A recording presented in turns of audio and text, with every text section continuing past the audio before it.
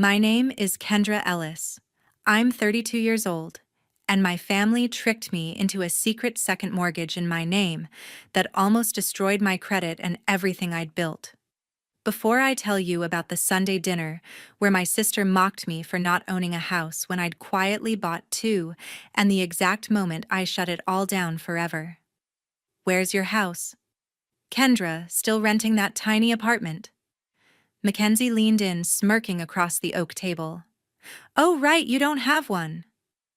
My parents burst out laughing, slapping the wood like it was the funniest thing they'd heard all year. I set my fork down. The clink cut the room dead. I own two, I said, voice flat. And I've been paying your downtown loft rent $2,500 a month. Until tonight. Their faces froze. That was the night the laughter died and the truth came out.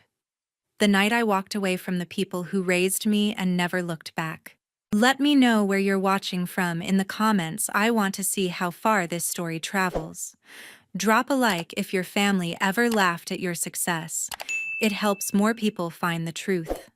We sat around the oak table in my parents' two-story brick home in Overland Park, the one with the double garage and small pool out back that nobody used anymore. Dad Wayne Ellis leaned back in his chair, swirling a glass of scotch he couldn't afford, bragging about his new membership at the country club down the road. Finally made it to the platinum level, he said, flashing the card like it was gold. Took years of networking, but your old man still got it. Mom Gloria Ellis beamed beside him, holding up her latest designer purse, a bright red leather thing with a logo bigger than my fist. Look at this beauty, she cooed, turning it so the light caught the hardware. Wayne surprised me after his big client dinner last week. Across from me, my younger sister Mackenzie Ellis scrolled through her phone, lips curled in that familiar half-smirk she wore whenever she thought she had the upper hand. She'd been posting non-stop lately, chasing views on YouTube Shorts and Instagram Reels, convinced her lifestyle content was about to blow up.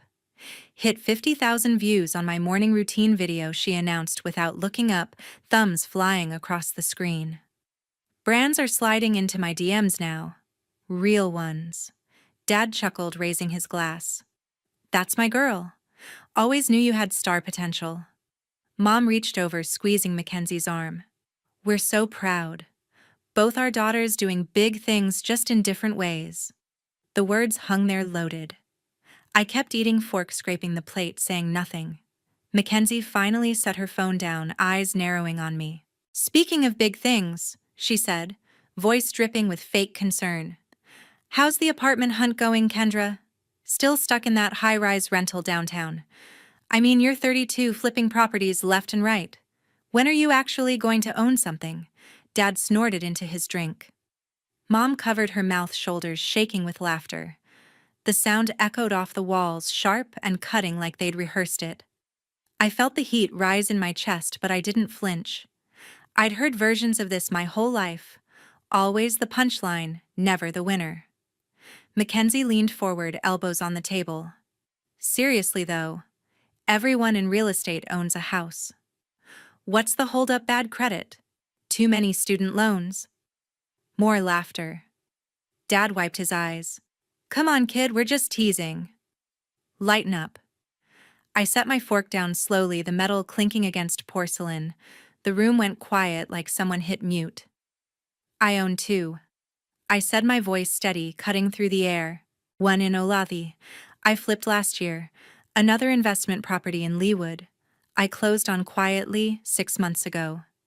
And for the past 4 years, I've been paying your downtown loft rent $2,500 a month every month without missing one. But that ends tonight. Mackenzie's mouth opened, then closed. Her phone screen dimmed, forgotten. Dad's glass paused halfway to his lips. Mom's hand froze on her purse strap.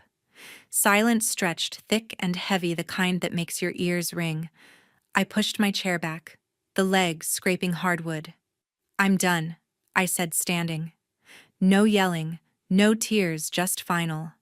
I grabbed my keys from the hook by the door, walked out without another word.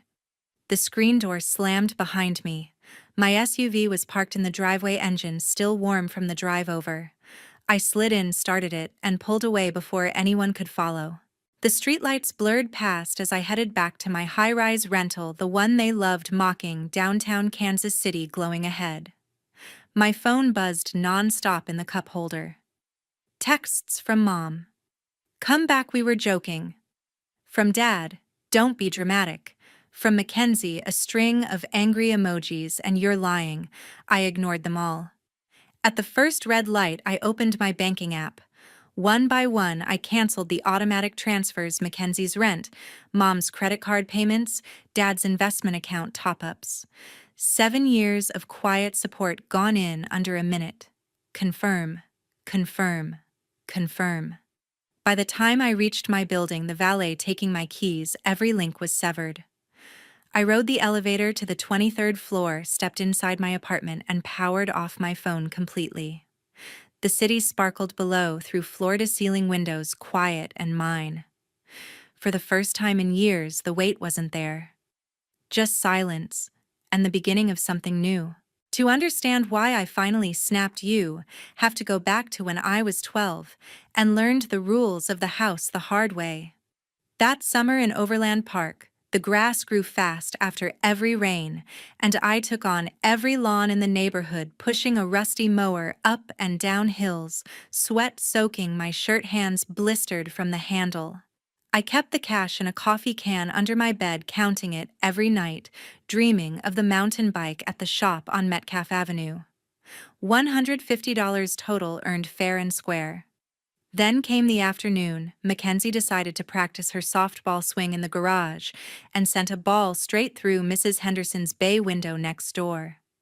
The repair quote came back at $180, and Dad didn't hesitate. He marched into my room, flipped the mattress, and took every bill from the can. "Family helps family," he said, pocketing the money while Mackenzie stood behind him, eyes wide and innocent. I argued until my throat hurt, but the bike fund was gone, and so was any illusion that hard work paid off equally. Mom just shrugged when I complained later, saying, "Accidents happen, and I could always mow more lawns next year." The pattern locked in early: my effort, their emergencies, no questions asked. Fast forward to college, when I landed a full-ride scholarship to the University of Kansas for real estate finance, one of the few that covered tuition, books, and a small living stipend. I moved into a cramped dorm in Lawrence, ate ramen to stretch every dollar, and interned unpaid at a brokerage firm downtown just to build contacts. The stipend checks hit my account monthly, $800 each, and I wired half home without fail, telling myself it was temporary support, while Mackenzie figured things out. She dropped out of community college after one semester, claiming the professors didn't understand her vision, and enrolled in an online digital content creation program that promised influencer success in 6 months. Tuition ran $12,000 upfront, plus equipment, ring lights, microphones, editing software. Dad called it an investment in her future, the same way he'd called the window repair an investment in family peace. I signed the transfers, watching my savings flatline while Mackenzie posted selfies from coffee shops, captioning them, "Hustle never stops." My roommate asked why I never bought new clothes or joined weekend trips. I changed the subject, buried in spreadsheets and property listings. The scholarship money kept flowing out, and Mackenzie's follower count crept up to a few thousand, enough for her to declare the program a win, even though no brand deals materialized. By the time I turned 25, I'd graduated top of my class, taken a junior analyst job at a firm in Kansas City, and saved enough for a down payment on my first flip, a modest 3-bedroom ranch in Olathe, listed way below market because the roof leaked and the basement smelled like mildew. I handled the paperwork myself after hours, kept the purchase off family radar, and closed with 20% down, $40,000 scraped together from bonuses and side gigs showing houses on weekends. The plan was simple: renovate over 6 months, sell for profit, roll the equity into the next deal. I told no one, not even my best friend Travis, who I'd met at the brokerage and who always pushed me to protect my wins. Then one evening, Dad showed up at my apartment, unannounced, face tight, saying Mackenzie's channel needed a professional studio set up to compete cameras, backdrops, a dedicated space in the basement of the family home. The quote from the contractor, $35,000 cash upfront. He laid it out like a business pitch, promising the channel would explode and pay me back tenfold. I hesitated, but Mom texted photos of Mackenzie crying, saying this was her last shot before giving up. I transferred the down payment that night, watching the Olathe deal collapse as the seller moved on to another buyer. The flip became a rental instead, barely breaking even after repairs, and Mackenzie's studio gathered dust while she chased trends that never landed. Travis shook his head when I finally confessed over beers, warning me the cycle would only grow, but I brushed it off. Family first, always.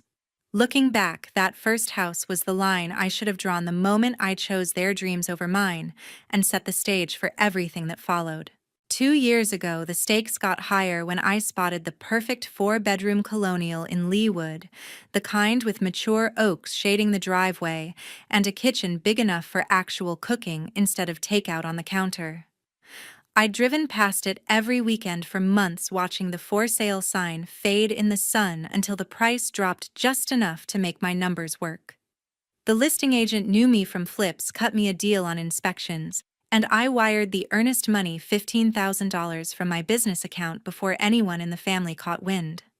Closing was set for 30 days out, and for the first time I let myself picture Roots a home office, with built-in shelves, a backyard grill, maybe even a dog. I kept the contract folder locked in my desk at the high-rise, telling myself this one was untouchable. Then Dad called on a Tuesday evening, voice tight the way it got when the market turned south and his sure thing stocks tanked. He'd been day trading again, chasing tips from guys at the country club, convinced he could rebuild the retirement fund faster than any mutual plan. Lost $70,000 in one afternoon, he said the words tumbling out like he'd rehearsed them.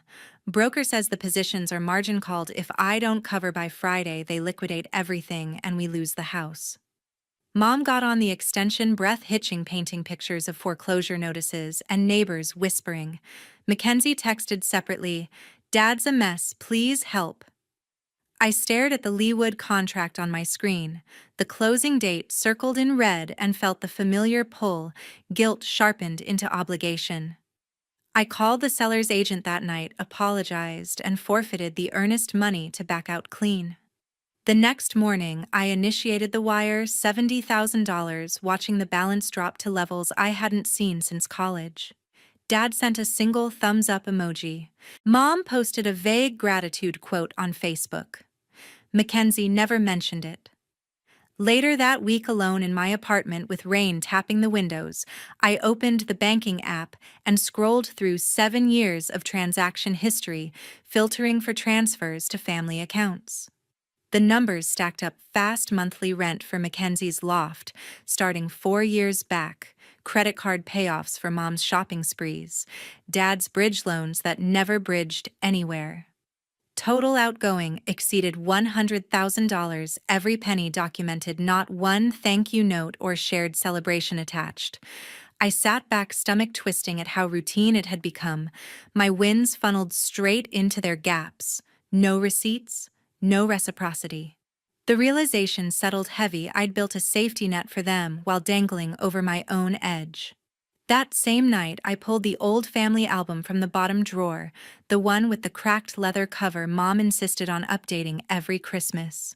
Page after page of holidays and birthdays, and there I was, always on the fringe, half cut off by the frame, smiling stiffly while Mackenzie posed center stage in new outfits, Dad's arm around her shoulders, Mom beaming like the sun rose for her alone. Even the professional portraits from senior year showed me tucked behind, eyes averted, as if the photographer sensed I didn't belong in the spotlight.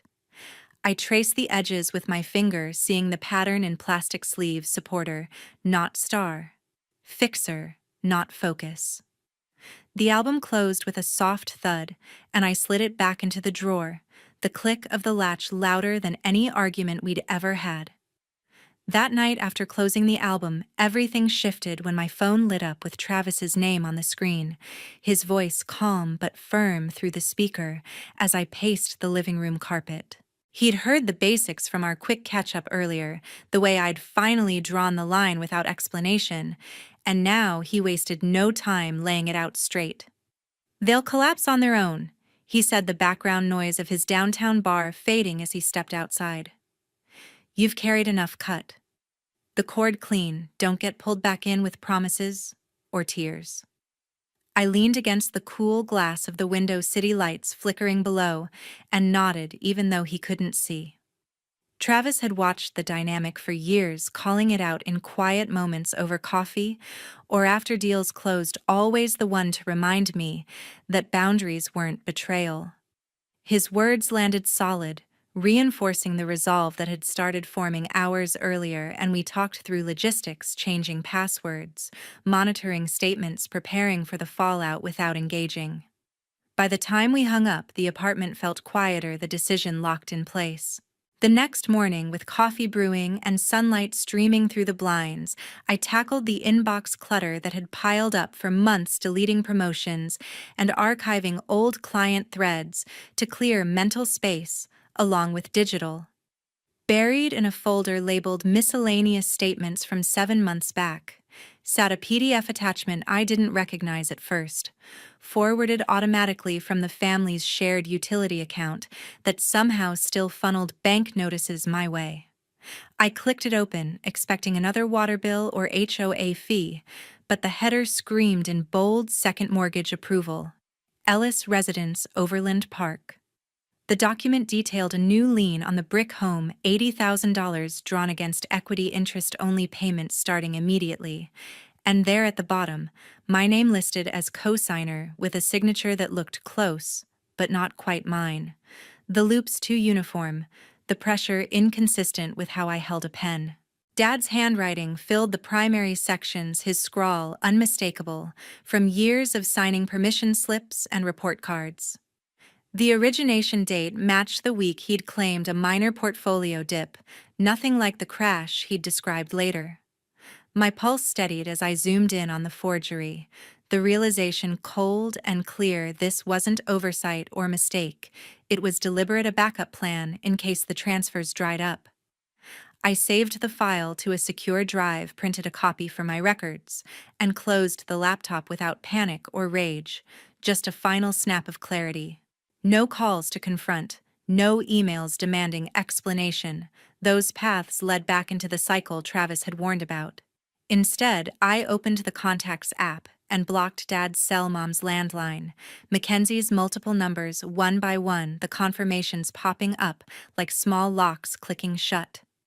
Social media followed, unfollow, restrict, mute across platforms until their profiles vanished from my feeds. The shared family cloud storage got a new password, access revoked. I even switched the mailing address on my investment accounts to a P.O. box downtown, sealing every leak. Travis texted a simple checkmark emoji when I updated him, no need for more words. Standing in the kitchen, mug in hand, I felt the absence immediately, not loss, but space. The kind that lets you breathe deep for the first time in decades. The mortgage document stayed in a drawer, evidence if ever needed, but not a weapon. Letting it hang over them was consequence enough without my involvement. Their house, their debt, their choices from here on. I powered through the rest of the day, finalizing a new flip contract in Shawnee numbers, crisp and mine alone, the future unfolding without anchors dragging behind. A week later, Mom's text broke the silence from an unfamiliar number, the message popping up while I reviewed property listings at my desk, simple and direct. "Come home Sunday. We need to talk as a family." No emojis, no please, just the address of the brick house appended like an afterthought. I stared at the screen, thumb hovering, knowing they'd switched phones or borrowed one to bypass the blocks. Part of me considered deleting it unread, letting the distance hold, but another part, the one tired of loose ends, decided closure required showing up once more on my terms. I printed the ledger I'd compiled over the past days, a straightforward spreadsheet of every transfer dating back 7 years, totals at the bottom, no commentary or accusations attached. Folded neat in a manila envelope, it fit in my purse beside keys and lip balm. Sunday arrived, crisp leaves skittering across the driveway as I parked behind Dad's sedan, the garage door half open, revealing boxes stacked where the second car usually sat. I walked in through the side entrance without knocking, the familiar scent of potpourri and lemon polish hitting immediately. Mom stood in the kitchen, apron tied, stirring something on the stove that smelled like her standard apology chili. Dad sat at the oak table, newspaper spread but unread, fingers drumming the wood. Mackenzie lounged on the couch in the adjoining family room, legs tucked under, scrolling a new phone with a glitter case. They looked up as one when my footsteps echoed the room, tensing like a held breath. Mom set the spoon down first, wiping hands on a towel, eyes already glassy. "You came," she said, voice cracking on the second word, stepping forward as if to hug, but stopping short when I didn't move. Dad cleared his throat, folding the paper with deliberate snaps. "Sit down, Kendra. This has gone far enough." Mackenzie muted her screen-swinging legs to the floor, expression a mix of defiance and curiosity. I remained standing, envelope in hand, the weight of it grounding me. Mom tried again, softer. "We're worried about you." Cutting us off like strangers after everything we've been through together, Dad nodded along, leaning forward. "Family doesn't work that way. You don't just vanish when things get tough." The guilt trip started slow, building like a wave they'd perfected over decades. Mom's voice rose in pitch, recounting hospital visits and school plays, how they'd sacrificed for my education for opportunities Mackenzie now chased. Dad jumped in with reminders of the roof over my head, growing up, the car they co-signed for college, painting every favor as evidence of my debt. Mackenzie chimed from the couch, tone sharp. "You think money fixes everything? We're blood." They tag-teamed seamlessly, voices overlapping, pulling at threads of loyalty and history until the air thickened with expectation. I waited for a gap, the same way I'd learned to wait out market dips before buying low. When Mom paused to dab her eyes with the towel, I spoke calm and even. "I've paid enough. From now on, there's nothing more." Dad's face reddened, mouth opening for rebuttal, but I continued before he could. "You raised me to stand on my own, and that's what I'm doing for all of us." Mackenzie scoffed, standing now, arms crossed. "Selfish much?" Mom reached for my arm, fingers brushing sleeve. "You'd abandon your parents?" The cycle spun faster, accusations layering like sediment, but I felt none of the old pull, just observation from a distance I'd finally claimed. I opened the envelope, slid the ledger across the table toward Dad, the pages fanning slightly under the overhead light. $140,000 over 7 years, I said, pointing to the bottom line without raising my voice. "Every payment logged. You handle it from here." Dad glanced down, brows furrowing at the columns, while Mom peered over his shoulder, hand flying to her mouth. Mackenzie snatched a page, scanning quick, color draining as numbers registered. No one spoke for a long beat, the chili simmering forgotten on the stove. I turned then, walking back through the kitchen, past the fridge covered in old magnets and school photos yellowed with age. Mom called my name once, voice breaking, but footsteps didn't follow. The screen door creaked open and shut behind me, the sound final as a period at sentence end. In the SUV, I blocked the new number immediately, then double-checked settings to ensure no future unknowns slipped through. The driveway receded in the rear view, the house shrinking until it was just another property on the block, no longer mine to maintain. 30 days passed in quiet routine, the kind where mornings started with fresh listings and evenings ended with spreadsheets balanced to the penny, until a public records alert pinged my phone one afternoon, while I negotiated terms on a fixer-upper in Blue Springs, a suburb east of Kansas City, where values climbed steadily with new highway access. The notice came from the Johnson County Register of Deeds, a simple PDF attachment showing the brick house in Overland Park listed as pending sale price slashed 15% below appraisal to attract quick cash offers. Dad had fought the default at first, calling the lender daily from the landline, arguing over payment plans and hardship extensions. But when the second mortgage, $80,000 drawn 7 months prior, triggered acceleration clauses after missed interest, the bank filed foreclosure papers without ceremony. A yellow notice taped to the front door under the porch light marked the final countdown, visible to joggers and dog walkers on the cul-de-sac. The realtor, a colleague I'd closed deals with before, texted privately, "Cash buyer, as is closing in 10 days. By the following Wednesday, the sign switched to sold, and moving trucks from a budget company in Lenexa rolled up at dawn, workers in gray polos hauling out the sectional sofa. The oak dining set, the curio cabinet Mom filled with porcelain figurines over decades. They relocated to a 2-bedroom apartment in Independence, Missouri, off Noland Road, near the old Englewood Theater, the complex built in the 80s, with brick-accented facades, now faded to dusty rose balconies, sagging under potted plants, long dead from neglect. Unit 204 faced the parking lot, second-floor stairs creaking under boxes labeled "Kitchen" and "Lennon's" in Mom's looping cursive. Rent ran $1,400 monthly, eating most of Dad's fixed pension from the utility company, where he'd retired early. Utilities tacked on another $200 for air conditioning that rattled like loose change. The single assigned parking spot meant rotating vehicles.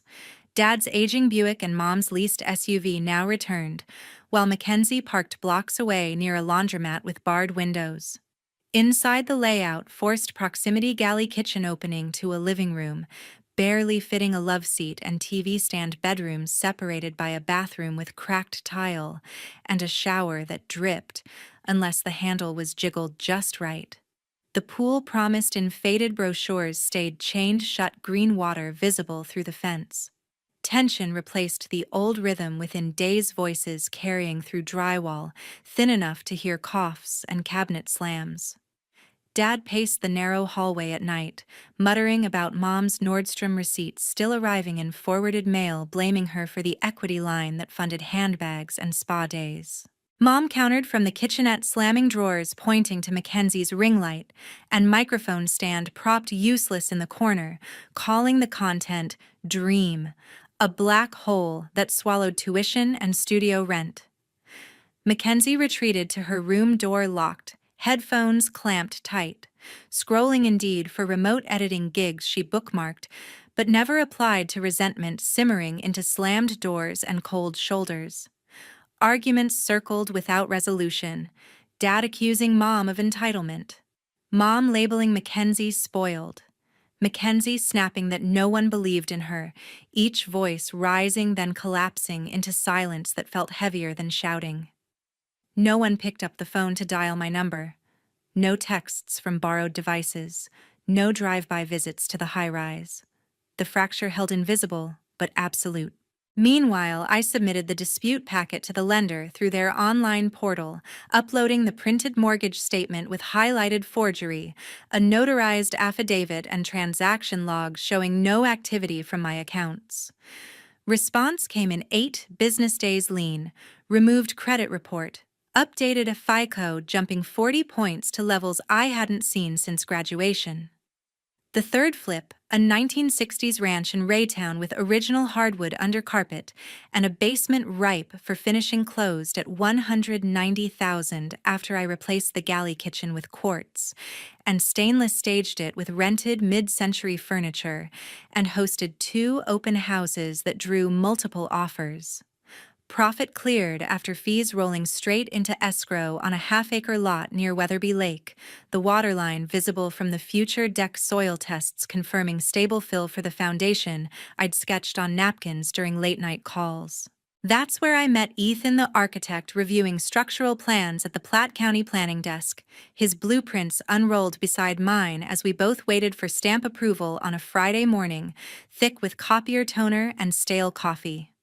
He wore a charcoal button-down sleeves rolled tracing load-bearing lines with a pencil, while explaining cantilever options for the lakeside view. Conversation flowed from zoning variances to sustainable siding, then to favorite barbecue joints in the Northland numbers exchanged before the clerk called next. Coffee at a dockside cafe in Parkville turned into sight walks at sunset, his sketches refining my vision open concept, living with vaulted ceilings, a primary suite cantilevered over the slope kitchen island, big enough for holiday prep without elbows bumping. Permits approved ground. Broke in April foundation poured, while redbuds bloomed along the shore, every nail and beam, a choice unburdened by old obligations. The lesson settled through those months solid as the concrete curing under Spring Sun family isn't a one-way obligation, and cutting the toxic allows you to build your own foundation.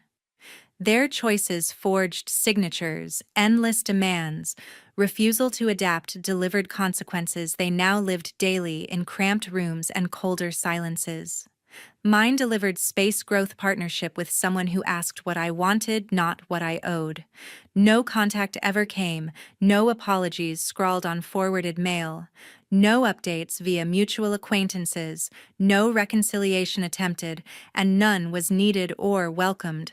The break stayed permanent, a boundary respected in absence, a door closed without slamming. To everyone who followed to the end, thank you for investing your time in the raw truth of this journey. If any moment resonated, drop your thoughts below. What would you have done at the table or years earlier? Your stories strengthen us all, and sharing them proves that protecting your peace is never selfish.